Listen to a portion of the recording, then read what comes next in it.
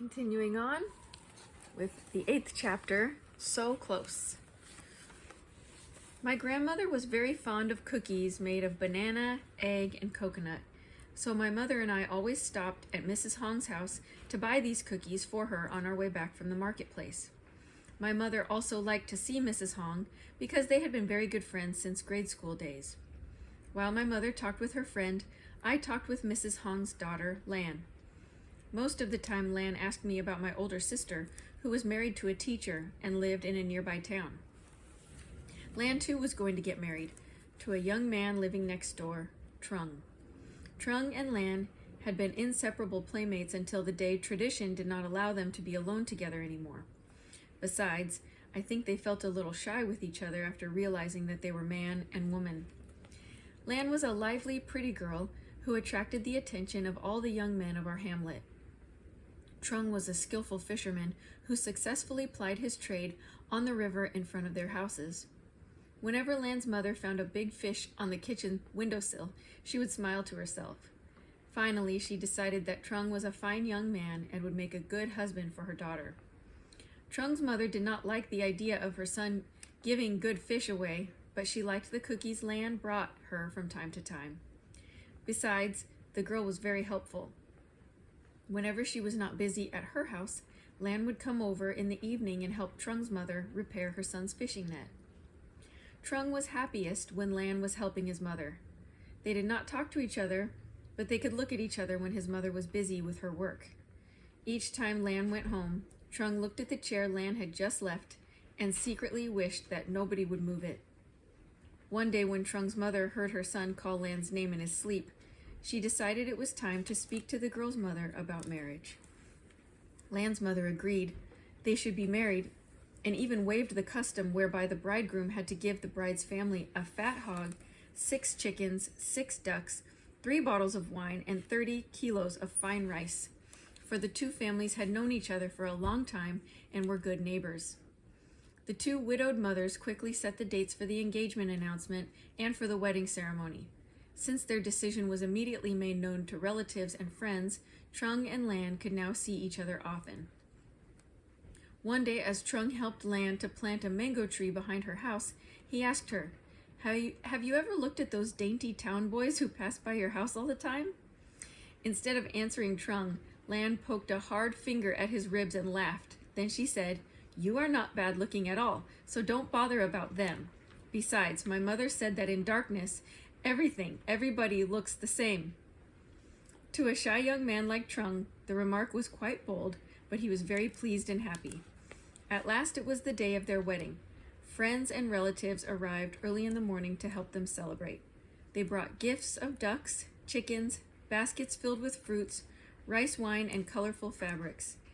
Even though the two houses were next to each other, the two mothers observed all the proper wedding day traditions. First, Trung and his friends and relatives came to Lan's house. Lan and he prayed at her ancestors' altars and asked for their blessing. Then they joined everyone for a luncheon. After lunch, there was a farewell ceremony for the bride. Lan stepped out of her house and joined the greeting party that was to accompany her to Trung's home. Tradition called for her to cry and to express her sorrow at leaving her parents behind and forever becoming the daughter of her husband's family. In some villages, the bride was even supposed to cling so tightly to her mother that it would take several friends to pull her away from her home. But instead of crying, Lan smiled. She asked herself, why would she cry? The two houses were separated by only a garden. She could run home and see her mother any time she wanted to. So Lan willingly followed Trung and prayed at his ancestors' altars before joining everyone in the big welcome dinner at Trung's house that ended the day's celebrations. Later in the evening of the wedding night, Lan went to the river to take a bath. Because crocodiles infested the river, people of our hamlet who lived along the riverbank chopped down trees and put them in the river to form barriers and protect places where they washed their clothes, did their dishes, or took a bath.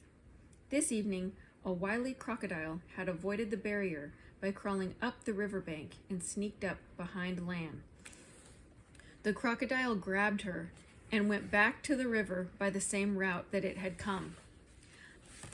Trung became worried when Lan did not return. He went to the place where she was supposed to bathe, only to find that her clothes were there, but she had disappeared. Panic-stricken, he yelled for his relatives. They all rushed to the riverbank with lighted torches. In the flickering light, they found traces of water and crocodile claw prints on the wet soil. Now they knew that a crocodile had grabbed the young bride and dragged her into the river. Since no one could do anything for the girl, all of Trung's relatives returned to the house, urging the bridegroom to do the same. But the young man refused to leave the place. He just stood there, crying and staring at the clothes of his bride. Suddenly, the wind brought him the sound of Lan calling his name. He was very frightened, for according to an old belief, a crocodile's victim must lure a new victim to his master.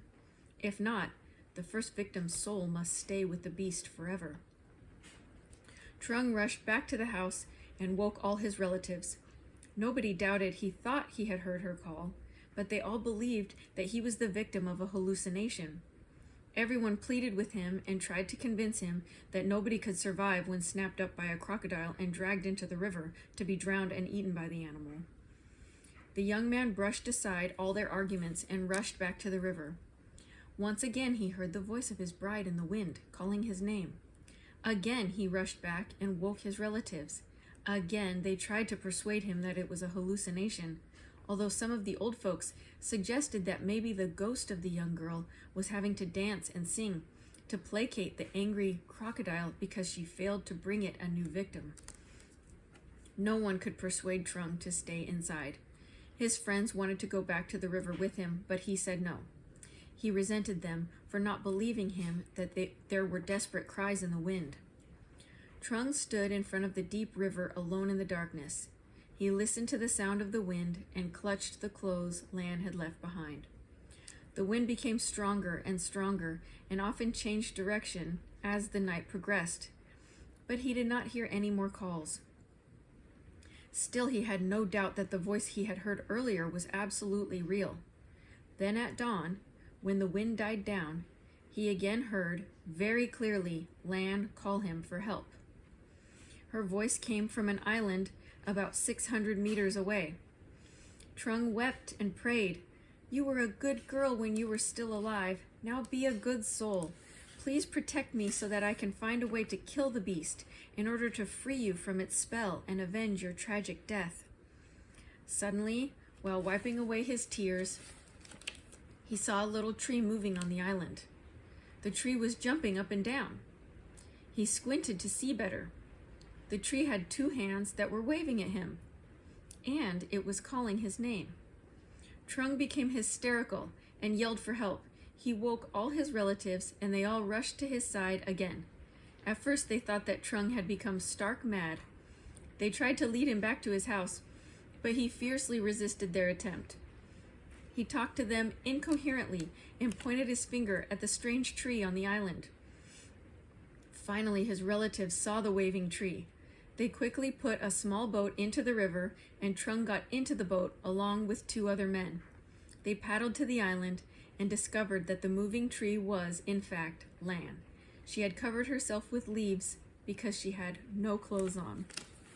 So here's the picture of Lan, the crocodile, and she's waving, making herself appear like a waving, jumping tree. At first, nobody knew what had really happened because Lan clung to Trung and cried and cried. Finally, when Lan could talk, they pieced together her story. Lan had fainted when the crocodile snapped her up. Had she not fainted, the crocodile surely would have drowned her before carrying her off to the island. Lan did not know how many times the crocodile had tossed her in the air and smashed her against the ground, but at one point, while being tossed in the air and falling back onto the crocodile's jaw, she regained consciousness. The crocodile smashed her against the ground a few more times, but Lan played dead. Luckily, the crocodile became thirsty and returned to the river to drink. At that moment, Lan got up and ran to a nearby tree and climbed up it. The tree was very small. Lan stayed very still for fear that the snorting, angry crocodile roaming around trying to catch her again, would find her and shake her out of the tree.